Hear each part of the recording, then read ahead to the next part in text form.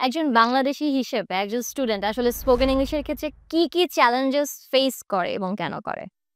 আচ্ছা, আমাদের বাংলাদেশি স্টুডেন্টদের ১ম চ্যালেঞ্জ হচ্ছে তার নিজের সাথে একটা যুদ্ধ, মনস্তাত্ত্বিক যুদ্ধের মধ্যে সে যায়। যে একটা ভীতি কাজ করে। সো সবাই বাংলা মিডিয়াম, ইংলিশ মিডিয়াম ২ টো পার্টি ২ টা সেপারেট গ্রুপ হয়ে গেছে।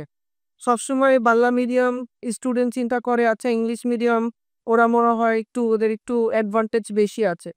আসলে বিষয়টা হচ্ছে ল্যাঙ্গুয়েজ লার্নিং এ মোটিভেশনটা অনেক ইম্পোর্টেন্ট একটা ম্যাটার করে। মোটিভেশন। সো আপনার একটা পজিটিভ গুড ওয়ে থাকতে হবে। মোটিভেশন থাকতে হবে যে কেন আমি ল্যাঙ্গুয়েজটা শিখছি।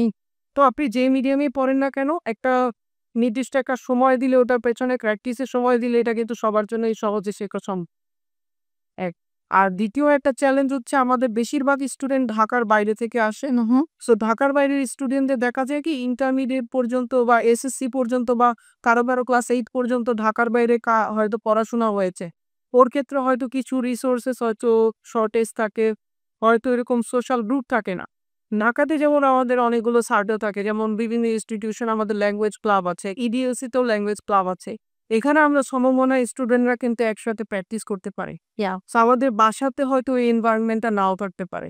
সো এটা একটা চ্যালেঞ্জ যে আনফ্যামিলিয়ারিটি। আনফ্যামিলিয়ার সার্কেলে আপনি কখনোই কমিউনিকেট করতে উইথআউট হেজিট্যান্ট আপনি কিন্তু কমিউনিকেট করতে পারেন। সো এই নার্ভাসনেসটা কাজ করে, ওই সংকোচটা কাজ করে, ইনসিকিউরিটি গুলো কাজ করে।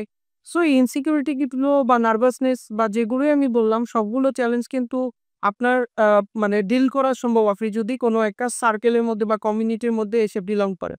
সেটা কিন্তু আপনাকে কোনো একটা সেন্টার দিতে পারবে। যেখানে আপনার মতোই আরো 1000 স্টুডেন্টস বা আরো অনেক স্টুডেন্ট যারা বাংলা মিডিয়াম থেকে আসছে, ঢাকার বাইরে থেকে আসছে, একই প্রবলেমে ভুগছে সবাই একসাথে কিন্তু জিনিসটা শেয়ার করে কাজ করা যায়।